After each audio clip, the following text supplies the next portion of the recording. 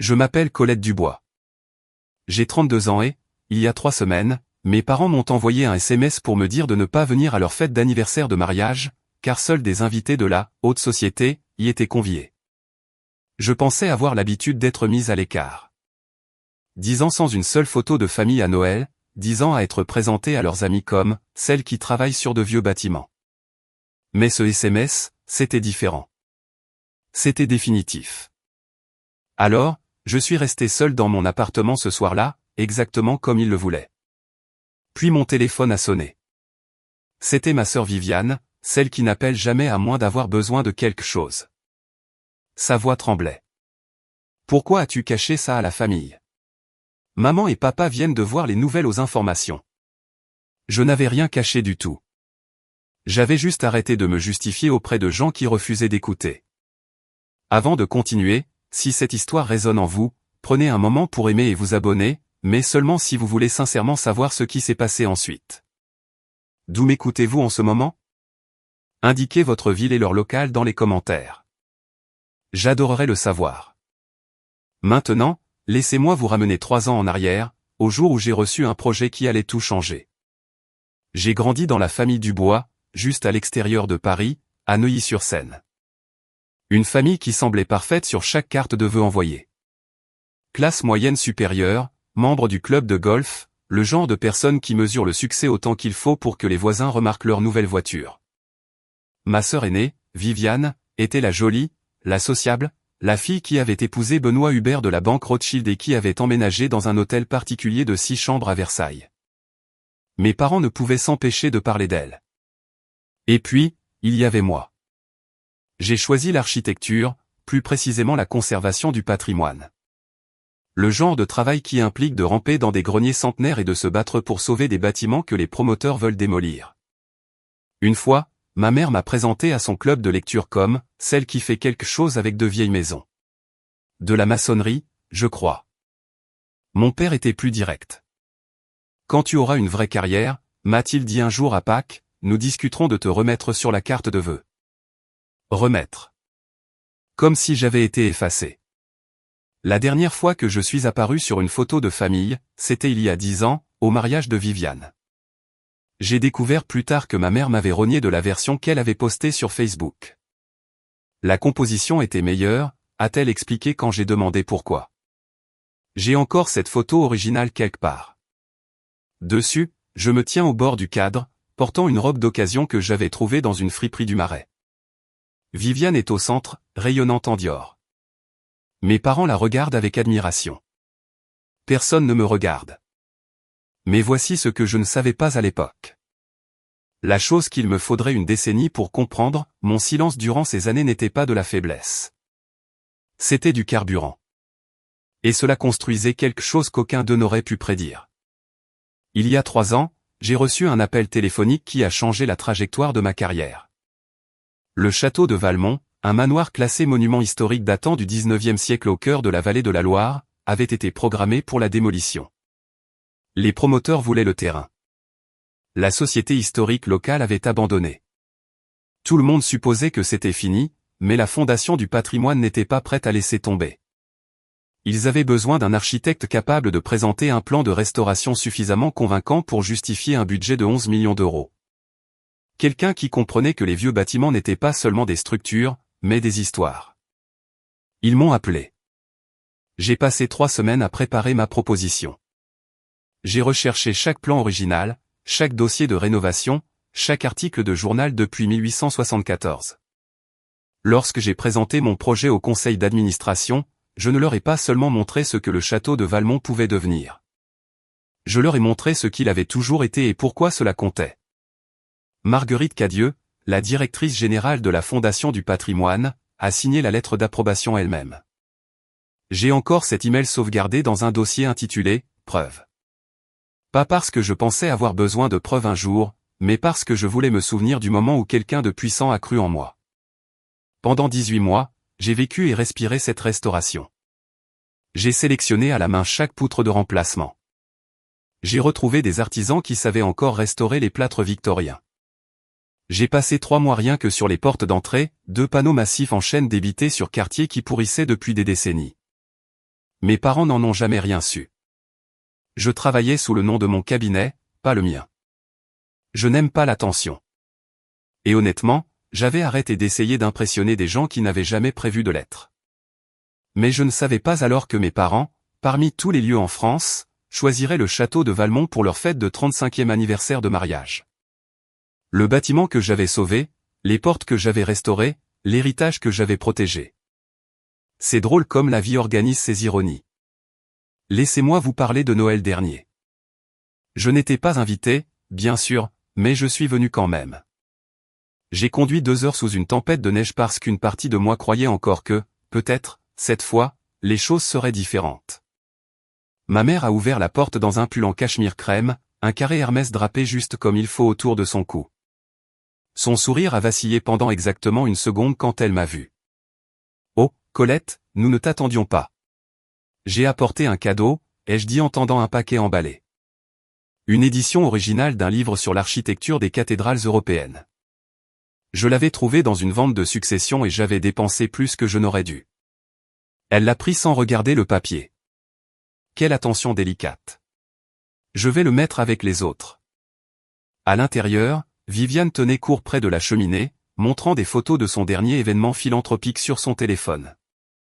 Mon père était en grande conversation avec un homme que je reconnaissais des informations, le juge Henri, un haut magistrat, et apparemment une nouvelle addition à leur cercle social. Quand mon père m'a vu, il n'a pas dit bonjour. Il a juste hoché la tête une fois, puis s'est retourné vers sa conversation. Comme je le disais, monsieur le juge, notre fille Viviane fait un travail merveilleux avec la Fondation des Hôpitaux de Paris. Notre fille. Au singulier. Je suis resté dans ce salon pendant 45 minutes. Personne ne m'a parlé directement. Quand ma mère m'a présenté à une femme de son club de lecture, elle a dit « Voici Colette. Elle fait des rénovations. Des marteaux et ce genre de choses. » Le sourire de la femme était poli et dédaigneux. Oh, comme c'est intéressant. Je suis parti avant le dessert. En sortant, je suis passé devant la table du vestibule où mon cadeau avait été placé, toujours emballé, avec un post-it dessus de l'écriture de ma mère, à donner à une œuvre de charité. C'est cette nuit-là que je me suis fait une promesse. Je n'entrerai plus jamais dans une pièce où je n'étais pas désiré. 3 semaines avant la fête d'anniversaire de mes parents, j'étais assise dans mon appartement à Paris, près de Bastille, quand mon téléphone a vibré. Une notification d'un groupe de discussion dont j'avais été retiré 2 ans plus tôt, Famille Dubois. Il m'avait rajouté juste pour envoyer un message. Colette, ne viens pas à la fête d'anniversaire. Seuls des invités de la haute société seront présents. Nous ne voulons pas expliquer ta situation. Maman et papa. Je l'ai lu 3 fois. Pas parce que je ne comprenais pas, mais parce que je voulais m'assurer que je ne l'imaginais pas.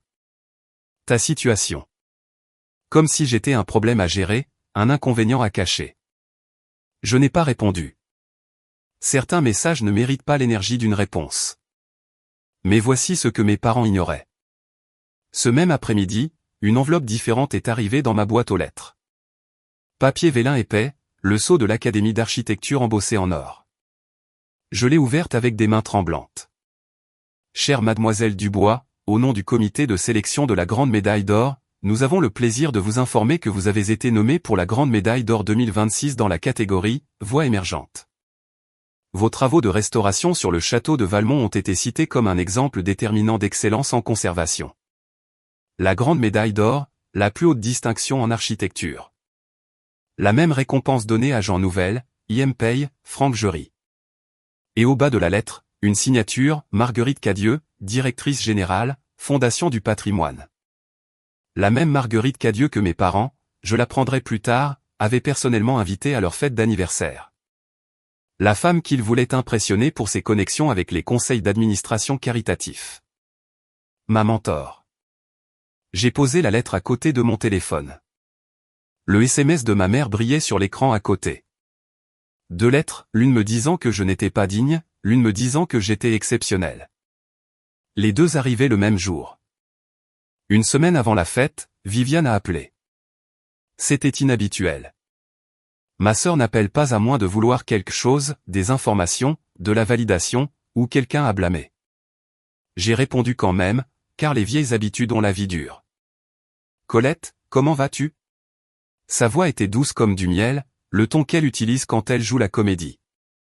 Je vais bien, Viviane. De quoi as-tu besoin? Une petite pause. Je voulais juste que tu saches. J'ai essayé de convaincre maman et papa de t'inviter. Vraiment. Mais tu sais comment est maman avec les apparences. Je n'ai rien dit. J'ai attendu. Honnêtement, a-t-elle continué, c'est probablement pour le mieux. Tu serais mal à l'aise avec ces gens de toute façon. Les Henry seront là, et les Perrier, et quelques cadres de l'ancien cabinet de papa. Ce n'est pas vraiment ton milieu, tu sais? Mon milieu? Tu vois ce que je veux dire. Toutes ces petites conversations sur les vacances et les investissements, tu t'ennuierais. Elle a ri légèrement. Je te rends service. Vraiment. Je l'ai presque cru. C'est ça le truc avec Viviane. Elle pratique la manipulation mentale depuis si longtemps qu'elle s'est convaincue que c'est de la gentillesse. Alors, a-t-elle continué, et voici la vraie raison de l'appel, qu'est-ce que tu fais de beau ces derniers temps? Quelque chose d'excitant? Elle allait à la pêche aux informations, cherchant quelque chose à partager à la fête, probablement pour prouver qu'elle gardait contact avec sa sœur, à problème. Pas grand-chose, ai-je dit. Juste le travail. Je fais toujours mon truc avec les vieux bâtiments. Toujours ton truc avec les vieux bâtiments. Eh bien. Je pouvais entendre sa déception. Pas de commérage à récolter. Prends soin de toi, d'accord? Et ne prends pas cette histoire de fête personnellement. Ce n'est vraiment pas à propos de toi. Mais c'était à propos de moi. C'était toujours à propos de moi, spécifiquement pour s'assurer que je reste invisible. J'ai découvert plus tard que Viviane n'avait pas du tout plaidé pour mon invitation. C'était elle qui avait suggéré à notre mère, elle est toujours si maladroite à ces événements. Ce sera plus simple pour tout le monde si elle ne vient pas. Mon père a appelé 3 jours plus tard. C'était encore plus inhabituel que Viviane. Richard Dubois ne passe pas d'appel téléphonique. Il émet des convocations. Le fait qu'il me contacte directement signifiait qu'il voulait s'assurer que le message était clair. Colette. Sa voix était la même que celle qu'il avait utilisée toute mon enfance. Sèche, efficace, comme s'il concluait une affaire. Je comprends que tu as reçu le message concernant l'anniversaire. Je l'ai reçu. Bien. Ta mère et moi en avons discuté. La liste des invités est définitive. J'ai attendu qu'ils disent autre chose. Une explication, peut-être même une mince justification. Au lieu de cela, le juge Henry sera là. Plusieurs associés de mon ancien cabinet, des gens importants. Je comprends, papa. Vraiment? Il a soupiré. Et j'ai entendu des années de déception dans ce son. Si tu avais fait des choix de carrière différents, nous n'aurions pas cette conversation. J'ai toujours dit qu'une femme avec ton intelligence aurait pu faire n'importe quoi. Droit, médecine, finance. Au lieu de cela, tu as choisi de jouer avec de vieux bâtiments. Jouer. Comme si ma restauration de 18 mois d'un monument historique était un passe-temps. La liste des invités est définitive, ai-je répété. Tu l'as déjà dit. Je suis content que nous nous comprenions. Il était sur le point de raccrocher quand il a ajouté, presque après coup, une femme de la Fondation du patrimoine vient. Marguerite quelque chose. Ta mère veut entrer au conseil de son association caritative, donc c'est important que tout se passe bien. Pas de distraction. Marguerite Cadieux. La femme qui m'avait mentor à travers le projet le plus important de ma carrière, la femme dont la signature figurait sur ma lettre de nomination à l'Académie. Mon père espérait impressionner ma propre mentor lors d'une fête dans un bâtiment que j'avais restauré, tout en me gardant caché comme une honte familiale. Pas de distraction, ai-je dit. Compris. J'ai raccroché avant qu'il ne puisse m'entendre rire. 2 jours avant la fête, j'ai reçu un SMS de tante Patricia, la sœur de mon père, une femme que je voyais peut-être une fois par an lors des réunions de famille obligatoires. Colette, ma chérie, ta mère m'a parlé de la situation pour la fête. Je voulais juste prendre des nouvelles. Elle a mentionné que tu luttais avec des problèmes de santé mentale. Est-ce que ça va? J'ai fixé le message pendant un long moment. Problème de santé mentale. Ma mère ne m'avait pas seulement exclu de la liste des invités. Elle avait créé une couverture, une raison pour mon absence qui la faisait paraître compatissante et moi brisé. Je suis allé sur Facebook. Je n'aurais pas dû, mais je l'ai fait. C'était là, enfoui dans les commentaires d'une publication d'une des amies de ma mère. Diane, tellement désolé d'apprendre pour ta fille cadette. La maladie mentale est si dure pour les familles. Tu gères cela avec tellement de grâce. Ma mère avait liké le commentaire. J'ai fait défiler plus loin, j'en ai trouvé un autre. Prière pour Colette. Diane a été si forte à travers tout ça. Et la réponse de ma mère, merci, Suzanne. Nous faisons de notre mieux. Certains enfants ont juste du mal à s'en sortir. J'ai regardé autour de mon appartement, les prix d'architecture encadrés sur mes murs, la pile de magazines spécialisés avec mes projets présentés à l'intérieur, l'email de l'académie ouvert sur mon ordinateur portable. J'étais assise dans le bureau d'une femme qui venait d'être nommée pour la plus haute distinction de sa profession. Et ma mère racontait aux gens que je ne pouvais pas fonctionner. C'est ça le truc avec les mensonges. Ils ont besoin d'entretien. Ils ont besoin d'être nourris, arrosés et répétés jusqu'à ce que tout le monde oublie qu'ils ont commencé comme une fiction. Ma mère avait construit toute une mythologie autour de sa deuxième fille, à problème. Et elle l'a cultivée depuis des années. Mais les mythologies ont une faiblesse. Elles s'effondrent au moment où la réalité franchit la porte. La veille de la fête, j'ai appelé Marguerite Cadieux. Pas pour me plaindre. Je n'ai jamais été doué pour ça. Mais pour confirmer le calendrier de l'annonce de l'académie. Je savais que la nomination serait rendue publique bientôt. Je ne savais juste pas exactement quand. Colette. La voix de Marguerite était chaleureuse, comme toujours. J'espérais que tu appellerais. Le comité a tout finalisé. L'annonce sera mise en ligne demain soir. Demain. Le même jour que la fête de mes parents. C'est merveilleux, ai-je dit, et je le pensais vraiment. Il y a autre chose. Je pouvais entendre le sourire dans sa voix.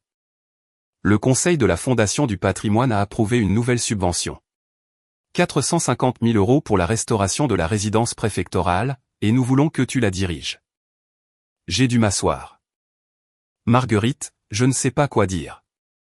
Dis oui. Tu l'as mérité. Elle marqua une pause. Ta famille fêtera TL avec toi demain? J'imagine qu'ils doivent être incroyablement fiers. Le silence s'étira un peu trop longtemps. Ils ont d'autres projets, ai-je dit finalement. Ah. Quelque chose changea dans son ton. Pas exactement de la pitié, mais de la compréhension. En fait, en parlant de projet, j'assisterai moi-même à une fête demain. Un événement au château de Valmont. Je suis assez impatiente de revoir le bâtiment. Mon cœur s'arrêta. Une fête d'anniversaire de mariage, ai-je demandé, bien que je le sache déjà. Oui, je crois bien. La famille Dubois, si je ne me trompe pas. Tu les connais? J'ai failli rire. On peut dire ça. Le monde est petit, dit Marguerite joyeusement. Eh bien, si tu te trouves libre demain soir, tu sais où me trouver. J'adorerais porter un toast à ta nomination en personne. Je l'ai remercié et j'ai raccroché. Marguerite serait à la fête de mes parents, dans mon bâtiment, entourée de gens à qui l'on avait dit que j'étais mentalement malade, et l'annonce qui prouverait qu'ils avaient tous tort était prévue pour être mise en ligne à 19h30. Laissez-moi faire une pause ici un instant. Si vous avez déjà été traité par votre propre famille comme si vous n'existiez pas, mais que vous êtes toujours debout, toujours en train de construire, toujours en train d'avancer, je vous vois. Écrivez, toujours debout, dans les commentaires. Et si vous voulez savoir ce qui s'est passé quand la vérité a enfin éclaté lors de cette fête, assurez-vous d'être abonné. Vous ne voulez pas manquer la suite. Maintenant, retour à l'histoire. Le matin de la fête, je me suis réveillé seul dans mon appartement parisien. La lumière du soleil traversait les fenêtres avec cet angle doré qui rend tout plus doux qu'il ne l'est. J'ai fait du café comme je le fais toujours, presse française, torréfaction foncée, pas de sucre, et je me suis assise à ma table de cuisine entourée des choses qui faisaient de cet espace le mien. Des livres d'architecture empilés sur chaque surface. De la lavande séchée dans un bocal sur le rebord de la fenêtre. Une impression encadrée des plans du château de Valmont au-dessus de mon bureau. Mon appartement est petit, peut-être 75 mètres carrés. Rien d'impressionnant selon les standards de mes parents, mais tout ce qui s'y trouvait, je l'avais choisi. Tout ce qui s'y trouvait, je l'avais gagné. J'ai ouvert mon ordinateur portable pour travailler sur quelques notes de projet, déterminé à traiter cette journée comme une autre. Mais l'algorithme d'Instagram m'a trahi. La story de Viviane est apparue en haut de mon fil d'actualité. Une vidéo d'elle à l'arrière d'une berline noire, flûte de champagne à la main, se faisant retoucher les cheveux dans un salon qui facturait probablement plus par heure que mes charges mensuelles. La légende, préparation pour la grande soirée. J'ai continué à faire défiler. Je n'aurais pas dû, mais je l'ai fait. Une autre story. La façade avant du château de Valmont décorée de fleurs blanches et de lumières scintillantes pour la soirée. Elle l'avait filmé depuis la fenêtre de la voiture alors qu'ils arrivaient pour l'installation. Et là, dans le coin du cadre, je les ai vus. Les portes en chêne. Mes portes. Celles que j'avais passé 3 mois à restaurer, en sourçant la quincaillerie de remplacement dans une boutique spécialisée en Bourgogne, ponçant à la main chaque panneau jusqu'à ce que le grain émerge comme s'il avait attendu un siècle pour être vu à nouveau. Viviane ne savait pas. Aucun d'eux ne savait. Ils étaient sur le point d'organiser une fête dans un bâtiment couvert de mes empreintes digitales, et ils m'avaient dit que je n'étais pas la bienvenue. J'ai fermé Instagram et je suis retourné à mon café.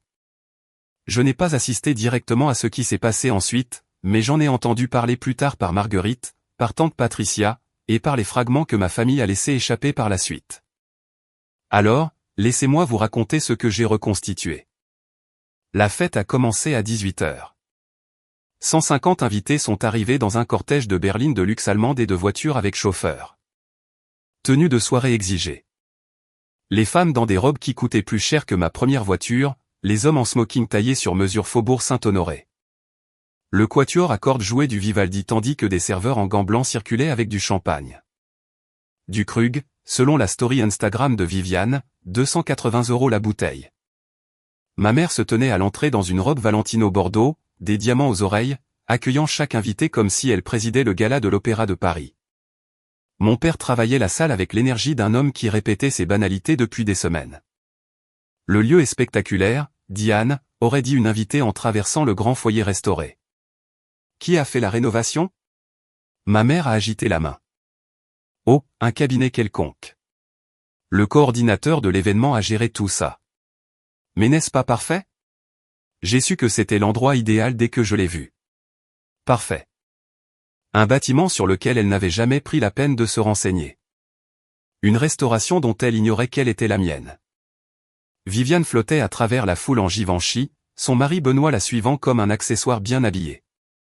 Elle posait pour des photos à côté de la cheminée en marbre, sous le lustre restauré, contre le papier peint à la main que je m'étais battu pour préserver quand tous les autres voulaient l'arracher. Les centres de table étaient des hortensias blancs et des vases en cristal flanqués de bougies diptyques. Le goût de maman est impeccable, a légendé Viviane dans sa dernière story. Et quelque part à travers la ville, j'étais assise dans mon petit appartement, regardant tout cela se dérouler sur un écran de 6 pouces. Marguerite Cadieux est arrivée à 19h. Elle est venue sans fanfare, sans entourage, sans annonce. Mais la salle l'a remarqué quand même. Marguerite a cette qualité. Elle ne réclame pas l'attention. Elle la porte simplement avec elle. Élégance discrète, une robe bleu marine, de simples perles, le genre de présence qui vient de décennies à être la personne la plus compétente de la pièce sur n'importe quel bâtiment où elle se trouve. Ma mère l'a repérée immédiatement. Madame Cadieux. Diane a traversé le foyer avec sa coupe de champagne levée, son sourire assez large pour accueillir toutes ses ambitions. Quel honneur absolu de vous avoir ici. J'ai tellement entendu parler du travail de la Fondation du patrimoine.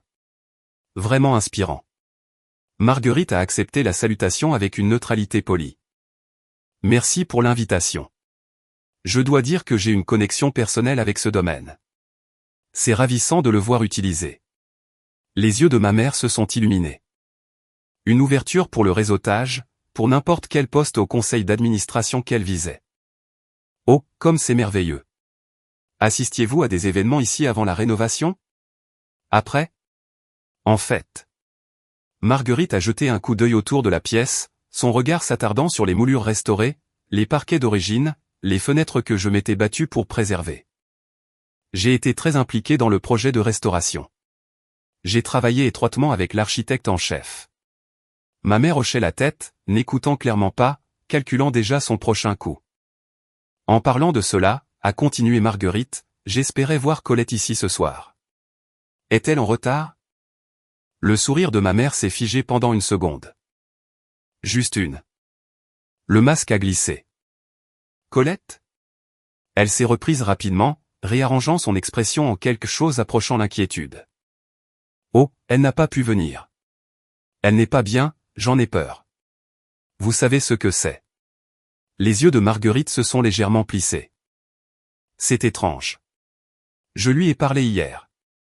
Elle semblait parfaitement bien. Ma mère n'avait pas de réponse à cela. La première fissure était apparue. À 19h30, l'Académie d'architecture a publié son annonce. Les nominations pour la Grande Médaille d'Or sont apparues sur leur site web, leurs réseaux sociaux et dans un communiqué de presse envoyé à toutes les publications majeures d'architecture du pays. En quelques minutes, Architectural Digest France a partagé son article de fond préécrit. 12 pages de photographies et d'interviews, des mois de préparation, parfaitement synchronisés avec l'annonce. Le titre, Colette Dubois, la femme qui redéfinit le patrimoine architectural français. J'étais encore dans mon appartement quand j'ai vu la mise en ligne. J'ai rafraîchi la page 3 fois pour m'assurer que c'était réel. Ma photo, mon travail, mon nom. Tout cela exposé au monde pour que n'importe qui puisse le trouver, y compris les invités à la fête de mes parents. Cela a commencé avec une journaliste locale, une femme qui couvrait les arts et la culture pour Le Figaro et qui avait été invitée en tant qu'amie d'un ami. Son téléphone a vibré avec une alerte info. Elle a jeté un coup d'œil à l'écran, puis a regardé à 2 fois. « As-tu vu ça ?» a-t-elle dit à l'homme à côté d'elle. L'architecte qui a restauré ce bâtiment vient d'être nommé pour la Grande Médaille d'Or. L'homme s'est penché pour regarder. Le château de Valmont? Ce bâtiment? Celui-là même. Elle a fait défiler l'article. Colette Dubois, seulement 32 ans. Il l'appelle l'une des architectes de la conservation les plus importantes de sa génération. Le nom a commencé à circuler, chuchoté d'abord, puis prononcé à voix haute. Les invités ont sorti leur téléphone. L'article d'Architectural Digest se chargeait sur écran après écran. Et dans cet article, il y avait une photographie. Moi, debout devant l'entrée restaurée du château de Valmont, souriant d'une manière que j'avais presque oublié que je pouvais faire. Un invité s'est tourné vers un autre. « Attends, Dubois? Ce n'est pas le nom de l'hôte ?» La question a flotté dans l'air comme une mèche allumée. Ma mère est très douée pour gérer les récits. Elle a des décennies de pratique pour soigner son image, contrôler ce que les gens voient, enterrer ce qu'ils ne devraient pas. Mais elle ne pouvait pas gérer ça. Colette Dubois. Une femme parée d'émeraude s'est approchée de ma mère, son téléphone tendu. « Diane, est-ce ta fille ?» Ma mère a jeté un coup d'œil à l'écran, a vu mon visage, a vu le titre, et son expression est passée par la surprise, puis la reconnaissance, puis quelque chose proche de la panique, le tout en l'espace d'un battement de cœur. Oh, ça doit être une autre Dubois. Elle a ri, mais c'est sorti faux. Trop aigu, trop rapide. Notre Colette travaille dans le bâtiment, je crois, pas dans l'architecture. Mais l'article mentionne qu'elle a grandi à Neuilly, et elle a le même nom de famille. Nom courant. Ma mère a agité la main avec dédain. Je suis sûr que c'est juste une coïncidence. Mais un autre invité avait déjà googlisé mon nom. Il est dit ici qu'elle a grandi à Neuilly-sur-Seine. N'est-ce pas là d'où vous venez? Mon père s'est matérialisé aux côtés de ma mère, attiré par l'agitation. Que se passe-t-il? Ils disent que l'architecte qui a restauré ce bâtiment est une certaine Colette Dubois. Le visage de mon père est devenu soigneusement impassible. Son expression de salle de conférence, celle qu'il utilisait quand les affaires tournaient mal. Je suis sûr qu'il y a une erreur. Mais il n'y avait pas d'erreur. L'article d'Architectural Digest était complet. Il mentionnait mes études, mes premiers projets et, le plus accablant de tout, incluait une citation de ma part sur mon enfance. J'ai appris très tôt que mon travail parlerait plus fort que les mots. Dans ma famille, je n'ai jamais eu l'impression que ma voix était entendue. Alors, j'ai laissé le bâtiment parler à la place. Quelqu'un a lu cette citation à haute voix. La salle est devenue silencieuse. Et ma mère, pour peut-être la première fois de sa vie, n'avait absolument rien à dire. Mon téléphone a sonné à 19h52. J'étais toujours assise à ma table de cuisine, toujours dans mon appartement, toujours seule. L'annonce de l'académie était en ligne depuis 22 minutes. Je savais ce qui arrivait avant même de regarder l'écran. « Viviane », ai-je répondu. « Pourquoi as-tu caché ça à la famille ?» Sa voix tremblait, pas d'inquiétude, mais d'une fureur à peine contenue. « Maman et papa viennent de voir les nouvelles et ils sont complètement pris au dépourvu. As-tu une idée d'à quel point c'est embarrassant ? Bonjour à toi aussi, Viviane. N'ose pas être sarcastique avec moi en ce moment. Tout le monde à cette fête pose des questions sur toi. Tout le monde ? La femme du juge Henri vient de coincer maman pour demander pourquoi tu n'es pas là. Madame Cadieux, cette femme de la fondation, n'arrête pas de parler de toi. C'est censé être la soirée de maman et papa. Et tu as tout ramené à toi. J'ai laissé ces mots glisser sur moi. En arrière-plan, je pouvais entendre la fête, la musique, le tintement des verres, et la voix de ma mère s'élevant avec une gaieté forcée. Oui, bien sûr que nous savions. Nous voulions juste garder ça privé. Je n'ai rien ramené à moi, ai-je dit doucement. J'ai juste existé. J'ai travaillé. J'ai réussi. Et personne n'a demandé. Tu as fait exprès. Le sang-froid de Viviane s'est complètement brisé. Tu as attendu jusqu'à ce soir pour. L'académie décide quand les annonces sortent, pas moi. Tu aurais dû nous le dire. Tu aurais dû nous prévenir. J'ai failli rire. Vous prévenir de quoi ? Que je suis doué dans mon travail ? Vous avez eu 10 ans pour me poser une seule question sincère sur ma carrière. Vous ne l'avez jamais fait. Silence. Puis, étouffé, j'ai entendu ma mère en arrière-plan, nous n'avions aucune idée. Elle ne nous dit jamais rien. Je dois y aller, a dit Viviane, et elle a raccroché. J'ai posé mon téléphone et laissé le silence s'installer autour de moi. Pour la première fois, je ne me sentais pas coupable d'exister. De retour à la fête, tout s'effondrait. Les invités avaient arrêté d'admirer le décor et commencé à observer ma famille. C'était subtil au début. Des regards échangés, des sourcils levés, mais à 20h, le changement était indéniable. La célébration d'anniversaire de mes parents était devenue tout autre chose. Le juge Henri, un homme que mon père cultivait depuis des mois, a marché directement vers lui, champagne toujours à la main. « Richard, votre fille a conçu ce bâtiment, et vous ne l'avez pas mentionné ?» La mâchoire de mon père s'est serrée. « C'est compliqué, monsieur le juge. Des affaires de famille. » Compliqué ? Le ton du juge suggérait qu'il ne trouvait pas cette explication satisfaisante. « Vous m'avez dit plutôt que vous étiez fier de votre famille. Il semble que vous ayez omis un accomplissement plutôt significatif. » De l'autre côté de la pièce, Viviane se tenait près du bar, tentant de garder son calme tout en faisant défiler furieusement son téléphone. Benoît rôdait à proximité, son expression illisible. J'apprendrai plus tard qu'il avait ouvert l'article d'Architectural Digest lui-même et lu chaque mot. Ma mère, pendant ce temps, tentait de faire ce qu'elle avait toujours fait, contrôler l'histoire. Bien sûr que nous sommes fiers de Colette, disait-elle à un groupe d'invités curieux, son sourire étiré. Nous l'avons toujours soutenue. Nous ne voulions juste pas éclipser la fête avec ces nouvelles, vous comprenez ? Mais tante Patricia était là. Tante Patricia, qui m'avait envoyé un SMS au sujet de mes problèmes de santé mentale à peine 2 jours plus tôt. Diane, dit-elle lentement. Tu m'as dit que Colette allait mal, qu'elle ne pouvait pas fonctionner. C'est pour ça qu'elle n'était pas invitée ce soir. L'invité s'est tourné pour regarder ma mère. Ce n'est pas exactement, commença ma mère. Et cet article dit qu'elle a dirigé un projet de restauration de 11 millions d'euros, le bâtiment dans lequel nous nous trouvons en ce moment même. La coupe de champagne de ma mère trembla légèrement. Le cristal de baccarat capta la lumière du lustre, le même lustre que je m'étais battu pour restaurer au lieu de le remplacer. Aucun script ne pouvait la sauver maintenant. Marguerite Cadieux observait depuis l'autre côté de la pièce. Elle n'a pas élevé la voix. Elle n'avait pas à le faire. Marguerite a simplement fait un pas vers le centre du grand foyer, a posé son verre sur le plateau d'un serveur qui passait, et a attendu. Les conversations se sont tues, les yeux se sont tournés. Quand vous avez passé 40 ans à commander des conseils d'administration et des comités de conservation, vous apprenez à tenir une salle sans rien exiger. J'espère que vous m'accorderez tous un moment, a-t-elle dit, sa voix portant avec une clarté sans effort. J'aimerais dire quelques mots sur ce domaine et sur la femme remarquable qui l'a sauvée. Le visage de ma mère a pâli. Il y a 3 ans, a continué Marguerite, le château de Valmont était programmé pour la démolition. Les promoteurs avaient gagné. La société historique avait abandonné.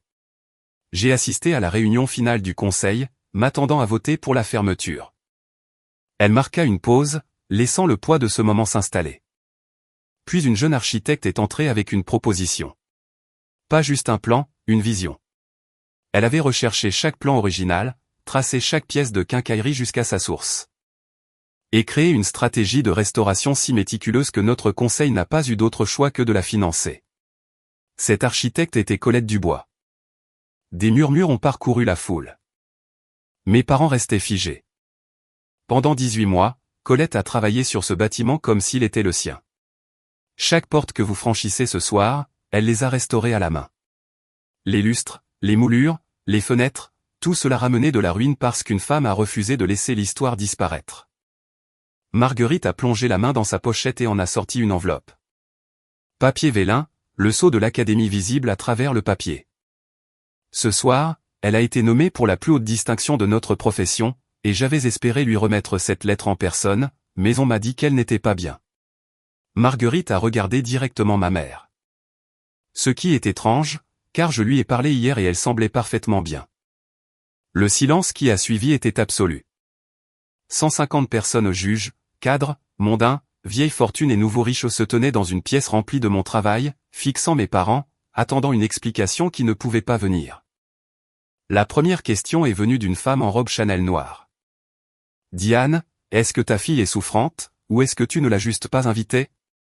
Ma mère a ouvert la bouche, l'a refermée, ses mains parfaitement manucurées tordues autour du pied de sa flûte de champagne. « C'est compliqué », a-t-elle finalement réussi à dire. Il y a des dynamiques familiales qui... Des dynamiques familiales ? Le ton de la femme était plat. Tu as dit à Patricia que Colette avait des problèmes de santé mentale. Tu as dit à ton club de lecture qu'elle ne pouvait pas fonctionner. Mais elle vient d'être nommée pour le plus grand prix d'architecture.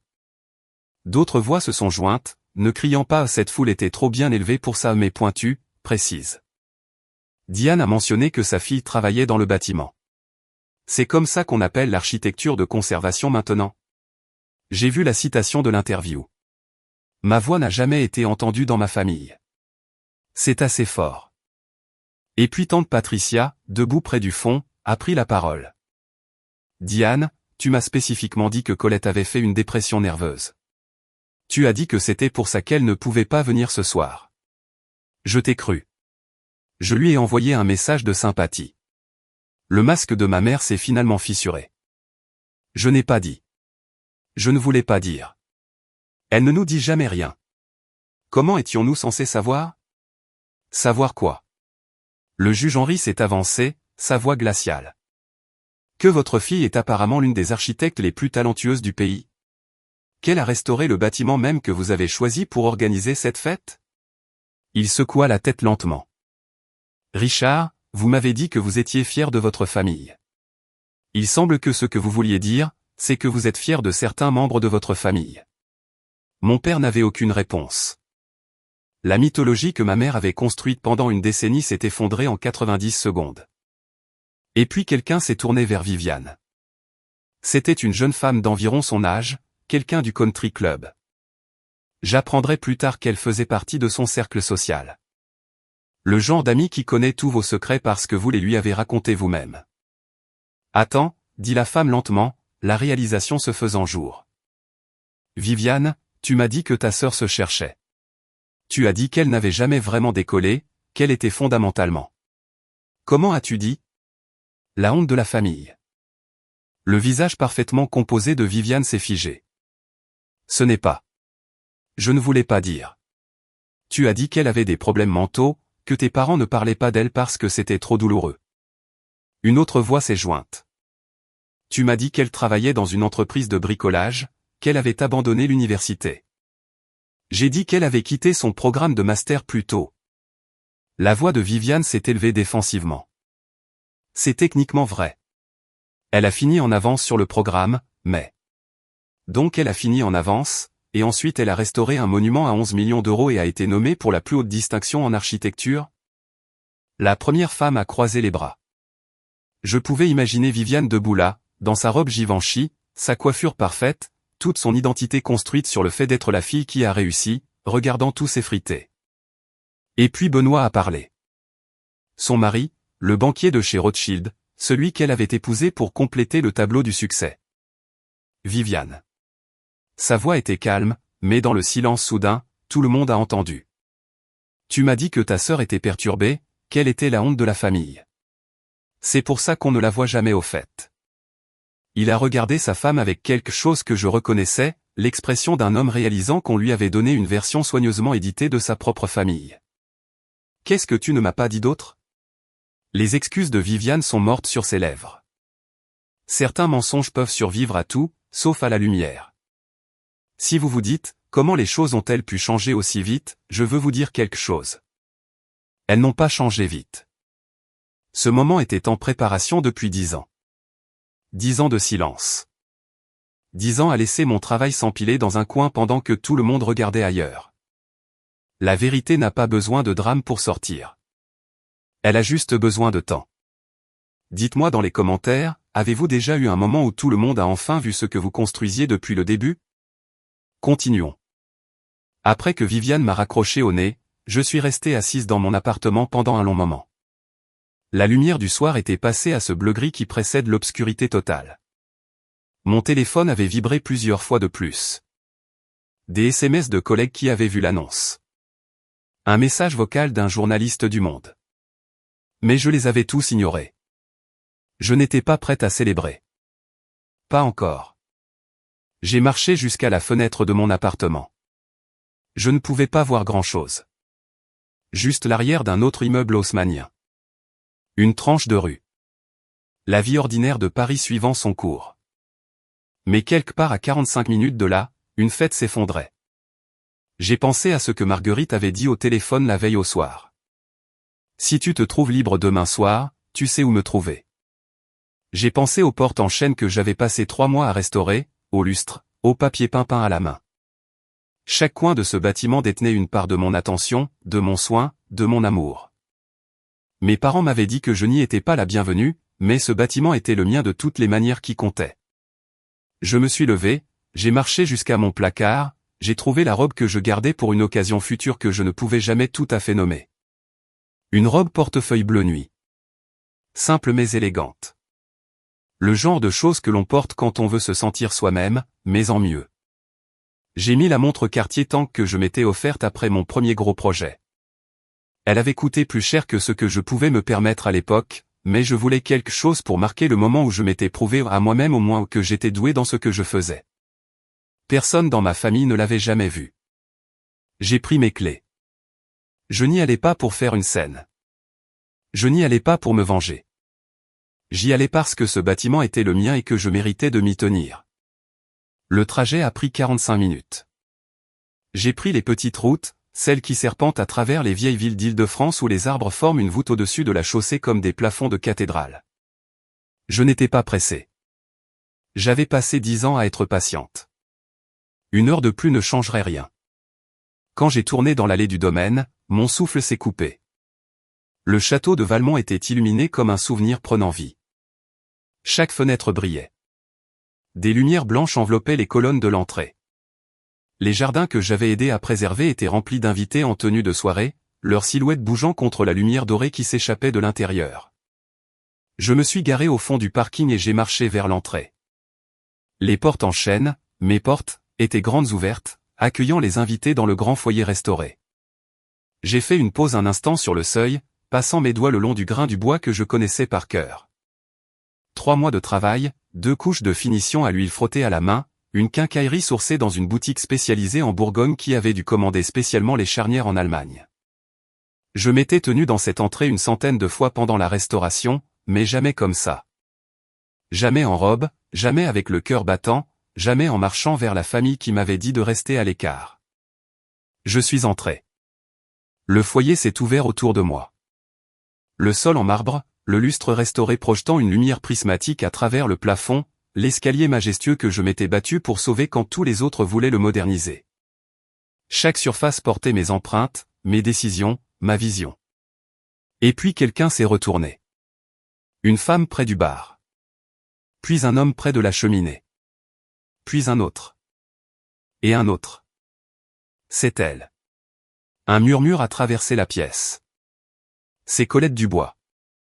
150 personnes se sont tues. Et je me suis tenu dans l'embrasure de la porte du bâtiment que j'avais sauvé, enfin prête à être vue. Ma mère se tenait près du centre de la pièce quand elle m'a vu. J'ai regardé son visage passer par toutes les émotions qu'elle avait passé des décennies à réprimer en public. Le choc, puis la reconnaissance, puis la peur, puis brièvement quelque chose qui aurait pu être de la honte. La coupe de champagne dans sa main a penché à un angle dangereux. Sa robe Valentino ressemblait soudain moins à une armure et plus à un costume. Mon père se tenait à côté d'elle, son visage soigneusement impassible, l'expression de la salle de conférence. J'ai marché vers eux, sans me précipiter, sans hésiter, marchant simplement comme on marche quand on rentre chez soi. Marguerite a croisé mon regard depuis l'autre bout de la pièce et m'a fait un petit signe de tête. Une permission, un encouragement, un soutien. Je me suis arrêté à quelques mètres de mes parents. Assez près pour être entendu. Assez près pour que les invités à proximité entendent aussi. Maman, papa. Ma voix était stable, plus calme que je ne l'espérais. J'ai reçu votre message. Je sais que je n'étais pas invité. Ma mère a ouvert la bouche, mais rien n'en est sorti. Mais ce bâtiment était mon projet, ai-je continué. 18 mois de ma vie. Chaque porte, chaque fenêtre, chaque morceau de moulure que vous avez montré ce soir. J'ai conçu la restauration. J'ai supervisé chaque entrepreneur. J'étais ici avant le lever du soleil et après le coucher du soleil pendant 1 an et demi, pour m'assurer que cet endroit tiendrait pour un autre siècle. Mon père a finalement parlé. Colette, ce n'est ni le moment ni l'endroit pour. Pourquoi, papa? Pour exister? Pour être doué dans quelque chose? Je n'étais pas en colère. C'est la partie étrange. Je m'attendais à ressentir de la colère. J'avais gagné le droit d'en avoir. Mais debout là, dans cette pièce, je me sentais juste clair. Je ne suis pas ici pour gâcher votre fête, ai-je dit. Je suis ici parce que cet endroit compte pour moi, même si je ne semble pas compter pour vous. Le silence qui a suivi était la chose la plus bruyante que j'ai jamais entendue. Ma mère s'est reprise la première. Elle le fait toujours. Colette, ma chérie. L'affection sonnait étrangère dans sa bouche. Collante, non pratiquée. Bien sûr que nous voulions que tu sois là. Nous pensions juste que tu serais plus à l'aise à la maison. Tu sais à quel point ces événements peuvent être accablants. Accablants? J'ai répété le mot lentement, laissant son vide résonner. Tu as dit à tante Patricia que j'avais des problèmes de santé mentale. Tu as dit à ton club de lecture que je ne pouvais pas fonctionner. Tu as dit aux gens que je travaille dans le bâtiment. Quelques halètements des invités environnants. Le téléphone de quelqu'un enregistrait définitivement. Je pouvais voir l'angle subtil d'un écran, mais je m'en fichais. Mon père s'est avancé, sa voix tombant dans ce registre bas qu'il utilise quand il essaie d'établir le contrôle. Ce n'est ni le moment ni l'endroit pour un drame familial, Colette. Tu t'embarrasses toi-même.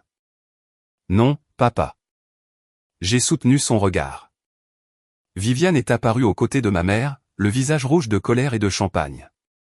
Tu dois toujours tout ramener à toi, n'est-ce pas? C'est l'anniversaire de maman et papa, leur soirée, et il fallait juste que tu te montres. Et je n'ai pas fait l'annonce de l'académie ce soir, ai-je dit calmement. Je n'ai pas fait publier Architectural Digest ce soir. Je ne savais même pas pour cette fête il y a 3 semaines, quand vous m'avez tous dit de ne pas venir. La voix du juge Henri a coupé depuis quelque part sur ma gauche. En fait, je pense que le drame a commencé quand vous avez invité des gens dans un bâtiment restauré par votre propre fille et que vous avez ensuite dit à tout le monde qu'elle était trop malade mentalement pour venir. Le visage de ma mère s'est effondré pendant juste 1 seconde, juste assez longtemps pour que tout le monde le voie. Nous n'avons pas. Je n'ai jamais dit. Elle bégayait maintenant, la mondaine polie partie, remplacée par quelqu'un qui était finalement à court de récit. Mais j'avais fini d'écouter ses explications. Marguerite Cadieux s'est avancée. Elle a traversé la foule avec l'autorité tranquille de quelqu'un qui a passé toute sa carrière à protéger des choses qui comptent. Quand elle a atteint mon côté, elle a posé une main brièvement sur mon épaule, un geste si simple qu'il a failli me briser. Puisque Colette est ici, a annoncé Marguerite, sa voix portant jusqu'à chaque coin de la salle, j'aimerais partager quelque chose que j'avais prévu d'annoncer indépendamment des développements de ce soir. La salle s'est immobilisée. La Fondation du patrimoine a approuvé une nouvelle subvention d'un montant de 450 000 € pour la restauration de la résidence préfectorale. C'est l'un des projets de conservation les plus significatifs que nous ayons entrepris depuis une décennie. Elle marqua une pause, laissant le chiffre pénétrer les esprits. Et nous avons sélectionné Colette Dubois pour diriger le projet. Pendant un moment, personne n'a bougé. Puis les applaudissements ont commencé, dispersés au début, puis s'amplifiant, roulant à travers la pièce comme une vague. De vrais applaudissements, de gens qui n'avaient aucun intérêt dans les dysfonctionnements de ma famille, qui reconnaissaient simplement l'excellence quand ils en entendaient parler. Marguerite a plongé la main dans sa pochette et en a sorti l'enveloppe. La lettre officielle de subvention, le sceau de la fondation embossé en or. C'est à toi, a-t-elle dit en la pressant dans mes mains. Tu as mérité ceci, pas à cause de qui est ta famille, mais en dépit de la façon dont ils t'ont traité. J'ai regardé l'enveloppe, senti son poids, compris ce qu'elle signifiait.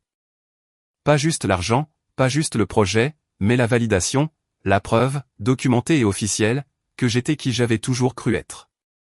Derrière moi, je pouvais sentir les yeux de mes parents, le silence de ma mère, la posture rigide de mon père, la fureur à peine contenue de Viviane. Mais pour la première fois de ma vie, leurs opinions ne comptaient pas. La salle applaudissait, et ils applaudissaient pour moi. Ce qui s'est passé ensuite était presque trop parfait. Alors que je me tenais là, tenant la lettre de subvention, traitant encore ce qui venait de se passer, les invités ont commencé à s'approcher. Pas mes parents, pas Viviane, mais moi. Des cartes de visite sont apparues. Des félicitations ont été offertes. Un véritable intérêt sincère de la part de gens qui avaient passé la soirée à penser qu'ils étaient à une simple fête d'anniversaire et se retrouvaient maintenant témoins de quelque chose de bien plus intéressant. Ma mère se tenait seule près de la cheminée. Les femmes de son club de lecture, les mêmes qui lui avaient envoyé des messages de sympathie pour sa fille, à problème, évitaient maintenant soigneusement tout contact visuel.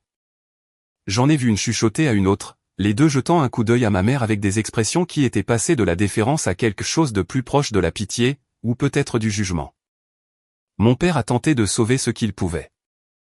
Je l'ai vu approcher le juge Henri, la main tendue pour une poignée de main qui n'est pas venue.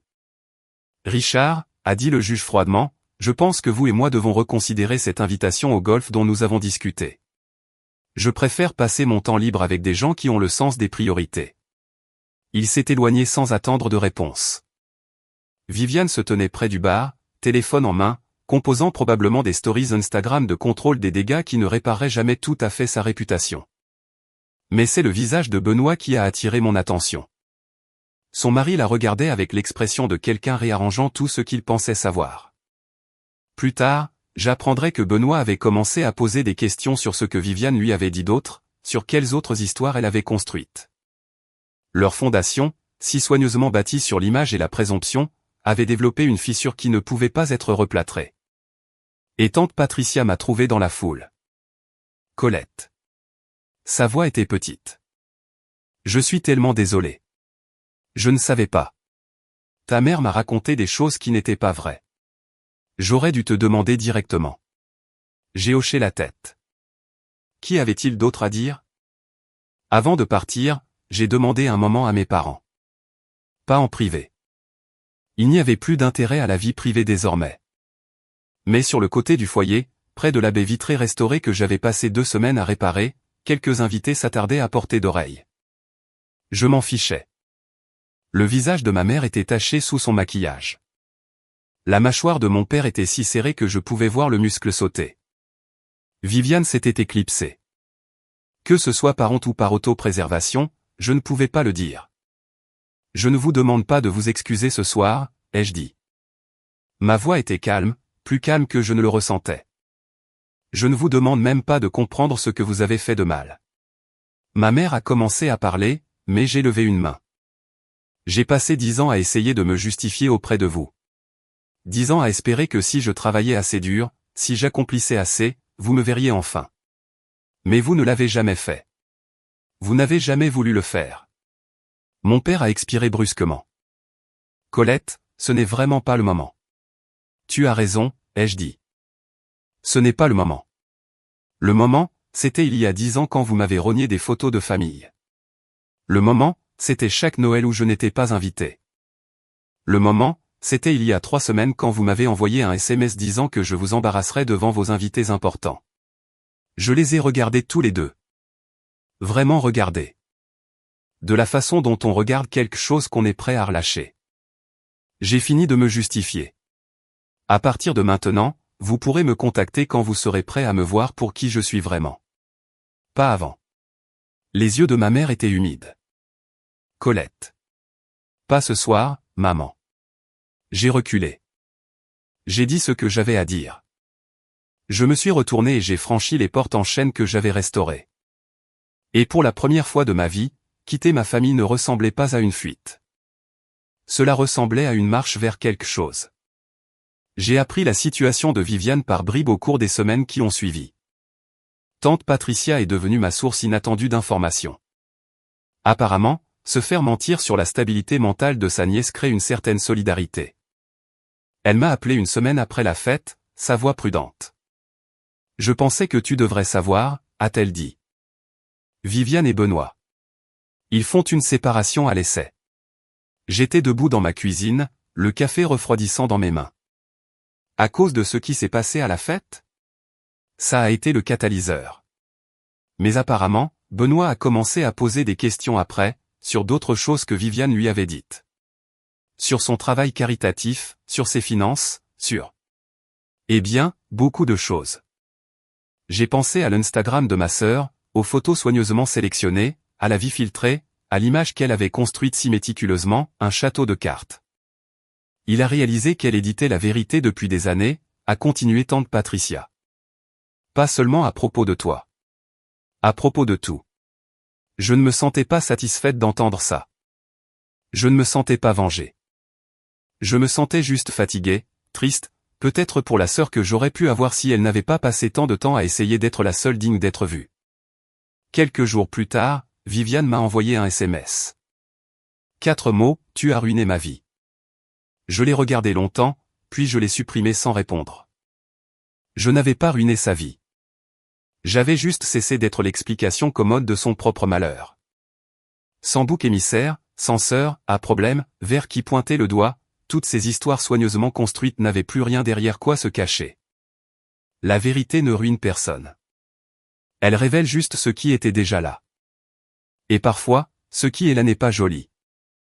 3 mois après la fête, j'ai reçu un SMS de mon père. J'ai failli le supprimer sans le lire. Nous ne nous étions pas parlé depuis cette nuit-là. Pas un mot, pas un email, rien. J'étais en paix avec ce silence. J'avais appris que certaines relations ne sont pas faites pour être réparées. Elles sont faites pour être relâchées. Mais quelque chose m'a poussé à l'ouvrir. Colette, j'ai réfléchi.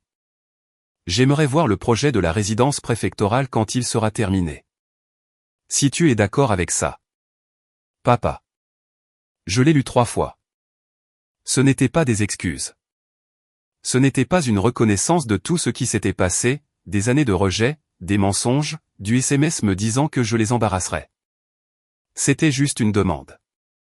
Une petite porte entr'ouverte. Je n'ai pas répondu tout de suite. Je l'ai laissé reposer pendant une semaine, le retournant dans mon esprit comme une pierre trouvée sur une plage. Puis j'ai répondu, d'accord.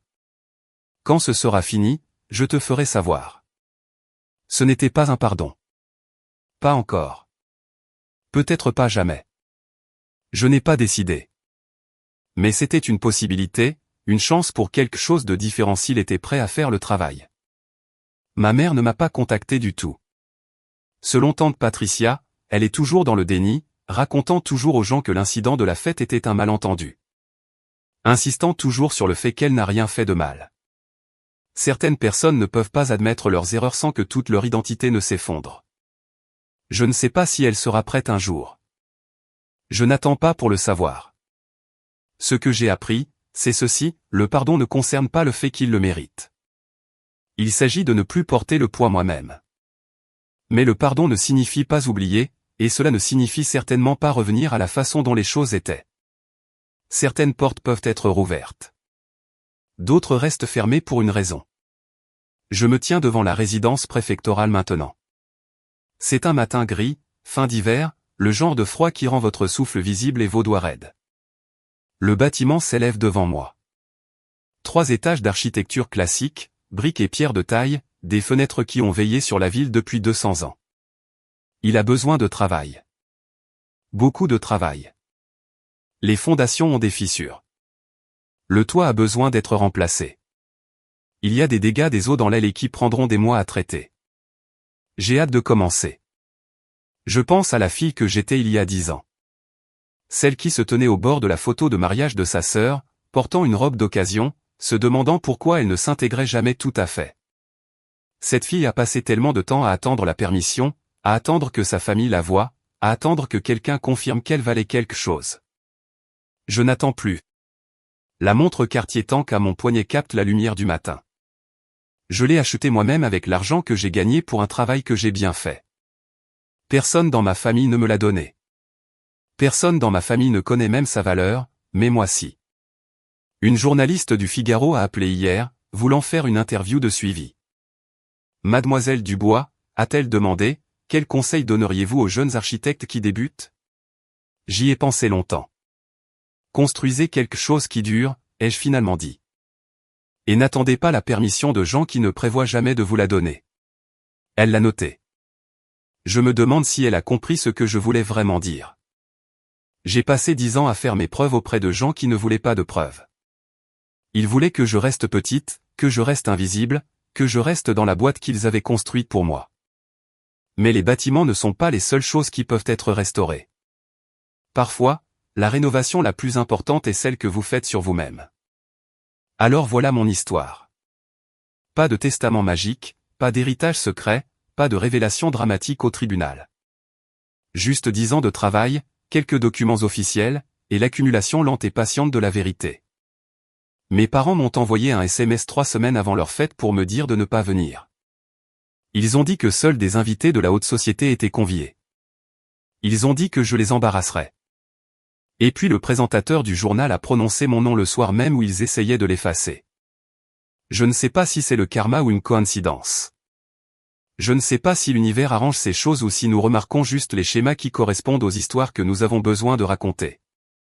Ce que je sais, c'est ceci, j'ai arrêté d'attendre que ma famille me voie. Et d'une certaine manière, c'est là que tous les autres l'ont fait.